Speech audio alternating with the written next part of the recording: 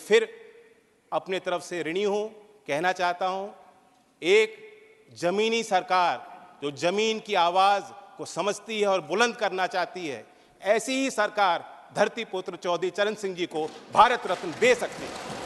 देश के प्रधानमंत्री आदरणीय नरेंद्र मोदी जी ने चौधरी चरण सिंह जी को भारत रत्न देने का फैसला लिया। जो उन्होंने पहल ली,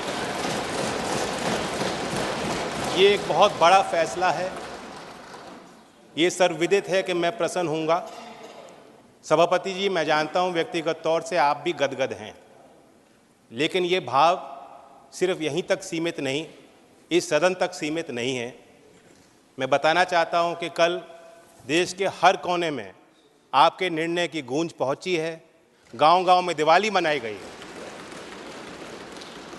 जब चौधरी चरण सिंह जी प्रधानमंत्री बने थे, गाँव के लोग गुड़ और मिठाई लेकर दिल्ली आए थे बांटने के लिए, अपनी खुशियों को बांटने के लिए और इजहार करने के लिए।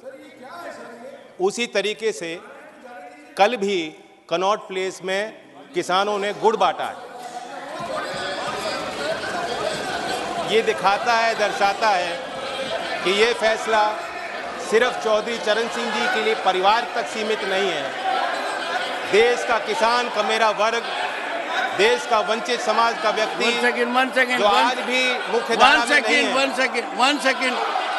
उनको सशक्त करने वाला फैसला लिया। मैं अपील करता हूं, आप भी मिस्टर जयराम रमेश, आप यहाँ बैठे हो, लेकिन पहले भी आपने काम किया। उनका तो आदर कर लीजिए आप। चुनाव आते जाते रहते हैं। Please sit down. Please sit down. Seat allot होगी तब जाएंगे। Honorable members, 1 second. Take your seat. Take your seat.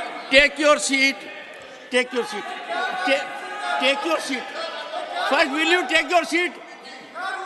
Why are you shouting like a commando? Why are you shouting like a commando? Sit down. Take your seat. Shri Mallika Arjun Khadge ji, either control your people or you rise and address the house. I give you two options. What? No. Now sit down. Leader of the opposition is on the floor. No, 1 minute. Mr. Khadge, and I'll plead with you. Should we in this house make a controversy? अब आप ही बात कर रहे तो मैं बैठ जाता हूँ। नहीं, आप बोलिए आप ही बैठिए। Please, sir, hear the leader of the opposition in rapt attention. देखिए, ये खुशी की बात है कि भारत रत्न हमारे जितने भी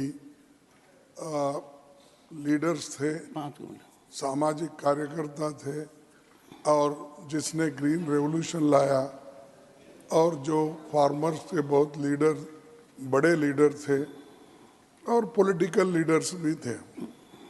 नरसिंह राव जिन्होंने प्रगति लाई, वो भी है इसमें।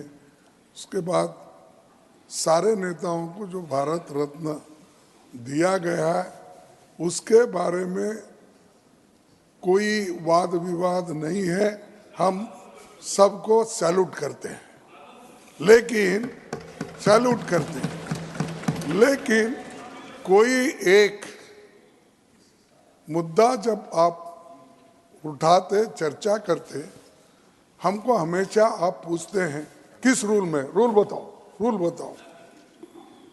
तो मैं भी यही पूछना चाहता हूं, किस रूल में आपने उनको बोलने के लिए परमिशन दिया? एक, अगर ऐसा ही है तो हमको भी हमेशा दीजिए।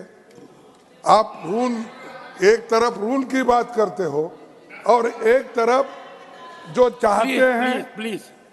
चाहते हैं उनको कभी भी उठा सकते हैं। ये अच्छा नहीं ना। आपको डिस्क्रिशन है, that discretion should be used very judiciously, not as and when you want. So my request is that unless, नहीं तो भारत रत्न वालों को बोलिए। नहीं सुनिए। नहीं, आपके लोगों ने जब चरण सिंह जी को भारत रत्न देने की चर्चा हो रही थी, इतना I don't want to use words. नहीं, अरे सब नो, के सब ने क्या, अरे मैं तो बोल रहा हूँ, इसलिए बोल रहा हूँ, इसीलिए मैंने आपको अनुरोध किया। Don't make politics. I told we salute all the people, those who have worked for this country, irrespective of political parties, irrespective of caste and creed.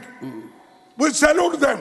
लेकिन the way here the discussion is going on, neither you are following the rules, nor you have brought that agenda for discussion.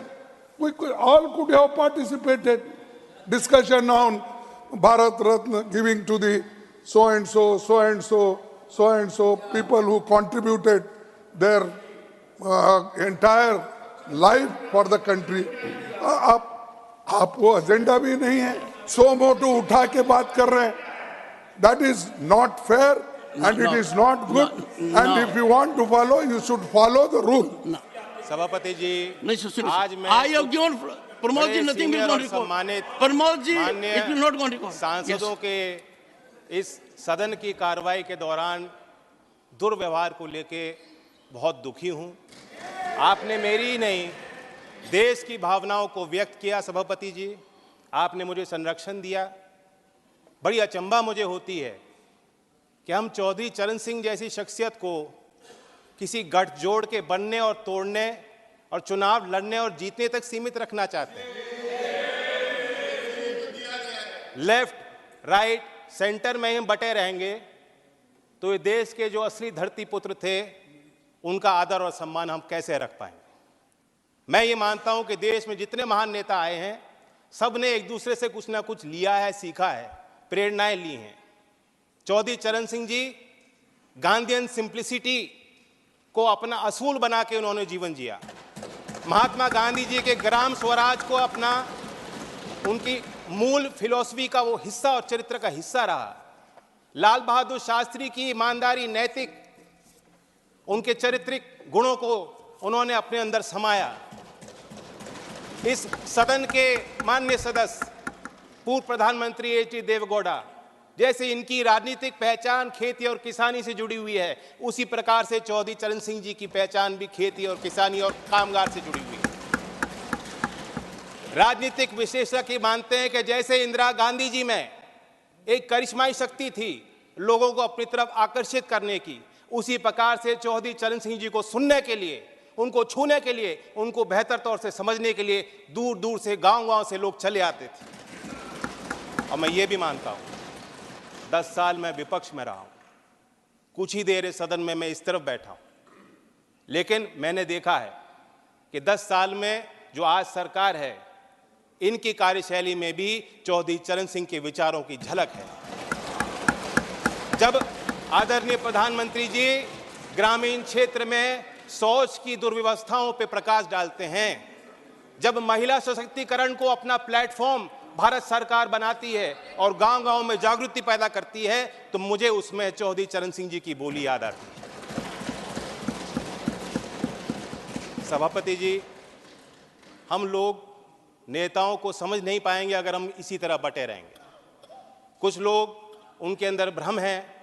कुछ लोग ये भी कहते हैं, मानते हैं कि चौधरी चरण सिंह जी जाटों के नेता थे या सिर्फ किसानों की वकालत करते थे. ऐसा नहीं, वो विचारक थे और उनके इंटेलेक्चुअलिज्म पे जो टेरेंस जे बायर्स, जो प्रोफेसर थे oriental college in African studies London school में, यूनिवर्सिटी ऑफ लंदन में, उन्होंने किताब लिखी है चरण सिंह 1902 to 87 एन असेसमेंट.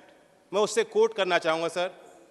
चरण Singh did have incisive intelligence and he undoubtedly applied it to a continuing study of agricultural problems in Uttar Pradesh.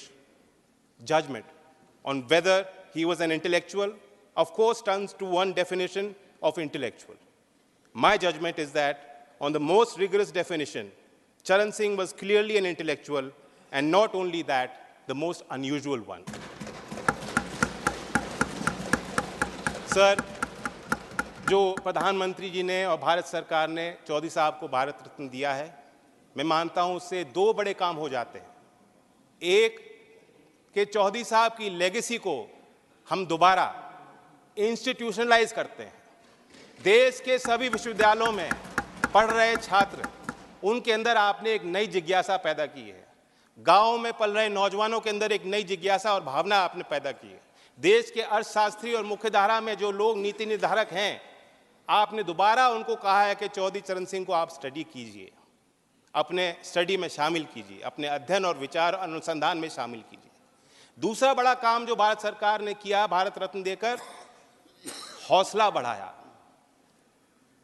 मैं मानता हूं कि ये एक महज पुरस्कार नहीं है, सबसे बड़ा सम्मान है। और मैं जानता हूं कि आज की जो जीवंत समस्या देश के सामने और चुनौतियां हैं, किसानों की समस्या हैं, भारत रत्न देकर उनका हल नहीं निकलता। लेकिन आने वाले सालों में झोपड़ में पैदा होने वाला व्यक्ति जब वो कहेगा अगर मुझ जैसा चौधरी चरण सिंह बन सकते हैं, भारत रत्न उनको मिल सकता है, तो मैं भी अपनी समस्याओं का समाधान खुद करने में सक्षम हूं। ये बहुत बड़ी जीत हासिल हुई है।